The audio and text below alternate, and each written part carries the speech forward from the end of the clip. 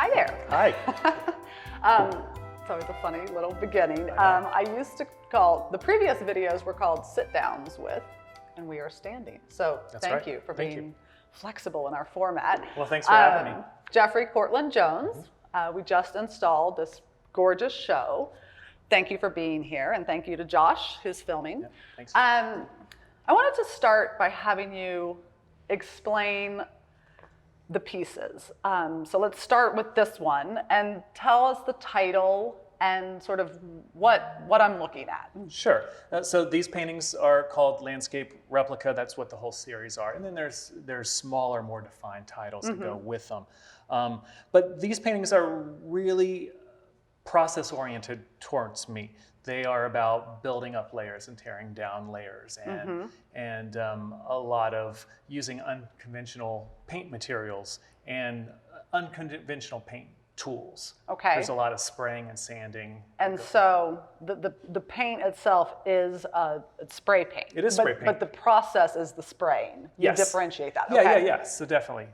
So these are all made with spray paint. There for a long time, I did try to go and get the really expensive stuff that I had to import, but I found out the stuff just at Home Depot actually was the best stuff for me to use. And I just love that I can control it and I can manipulate it in unique and new and novel ways that I feel I can't necessarily do with a brush and a traditional methods. Yeah. And the material, it's on a panel. Right. And the material of the panel is? It's an acrylic sheet or plexiglass, acrylic sheet. basically. And none of it is digital, is that right? That's correct. It's all freehand. It's all analog. Okay. Yep. All right. And the landscape refers to, tell us, when I'm looking at this, I see the blue and I see the light of what I imagine to be the sky. Sure. And that's kind of in the right territory? Yeah, definitely. Before COVID, I did get to travel quite a bit for my art or for work. And any place that I went that had water, I just gravitated towards it. And I would just sit there, usually in silence, for as long as I could. And I would just look at that moment between the sand and where it meets the sea. And in particularly the moment where the sea meets the sky and how sometimes that's really defined, or if it's on a rainy day or a foggy day and how that starts to depending on the color of the sky. That's right. So there's a lot of that moments that happens here where you can maybe, and I'm not saying that this is the sea and sky. I need to make sure that that's clear. Yes. But that's inspirational to me. But so sometimes you really get to see the sea and that really bright sky, and then other times this may be snow, ice, fog, haze. Not natural elements, though, that you're capturing a feeling of what are natural elements. Yeah, definitely. It's definitely not plein air painting at all. Yes. Yep. Right. But it's kind of steeped in that mindset a little bit of just visually.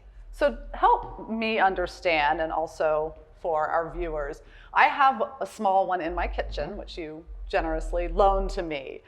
And I don't know that I am yet able to describe why I love it so much. It's very soothing, it's very calming, it's beautiful. And I'm a person who has relied or relies on storytelling a lot in art and here at the gallery. And I wondered if you could talk to us about how storytelling and narrative either fits or doesn't fit into this body of work. Yeah, I do think a lot about narrative and storytelling in the work.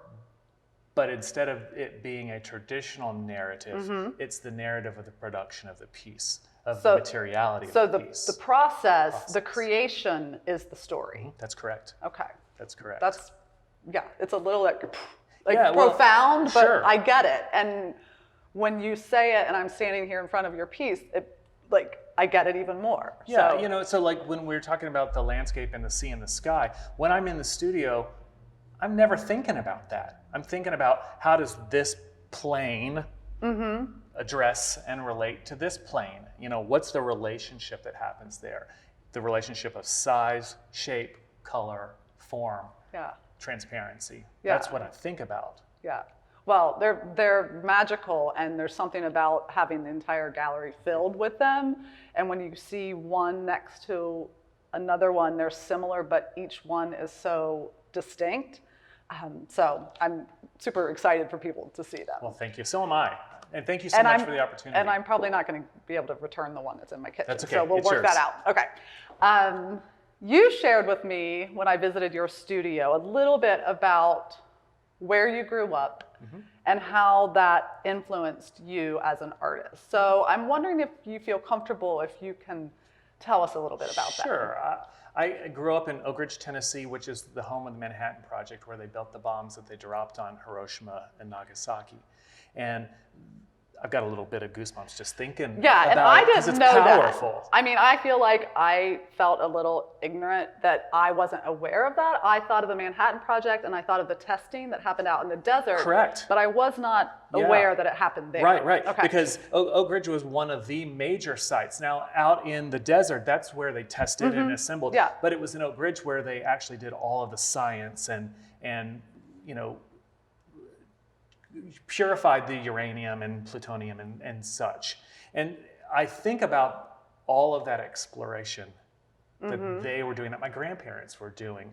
So your grandparents relocated Yeah, there. my grandfather came from southern Ohio, and my grandmother came from basically the Black Mountain College region of North Carolina. Yeah. And that's where they met to work on the bomb, to work on the secret project. And at that time, neither one of them knew they were building bombs. And so it's engineers and chemists and scientists That's all right.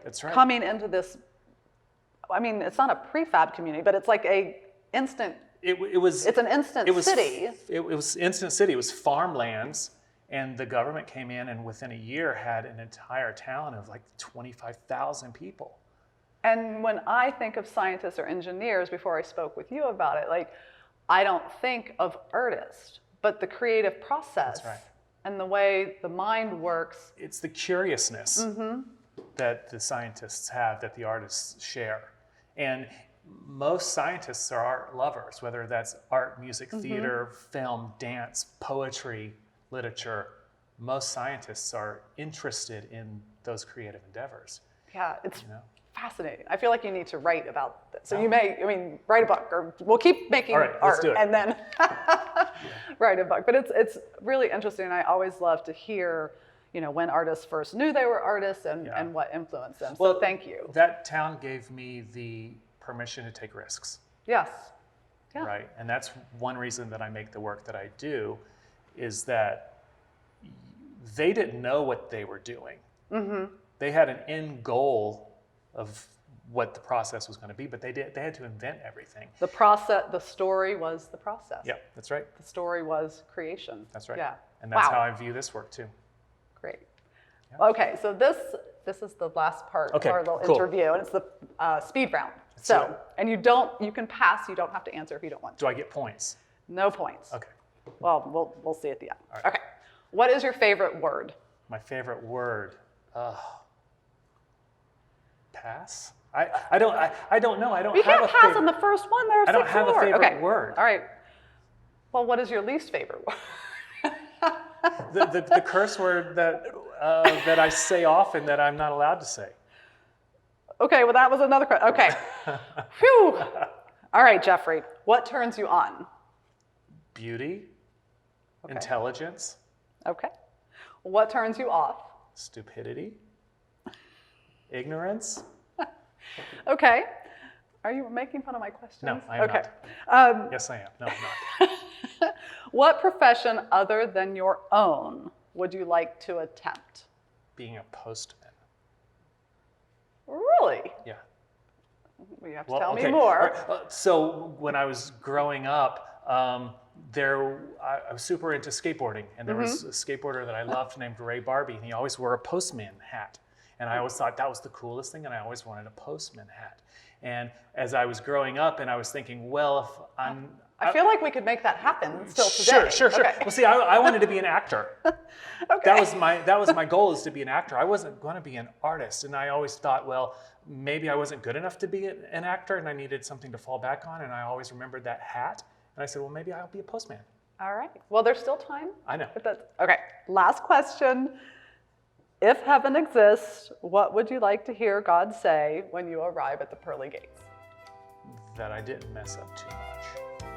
I like it. Thank you. Yeah, thank you so much for having me today.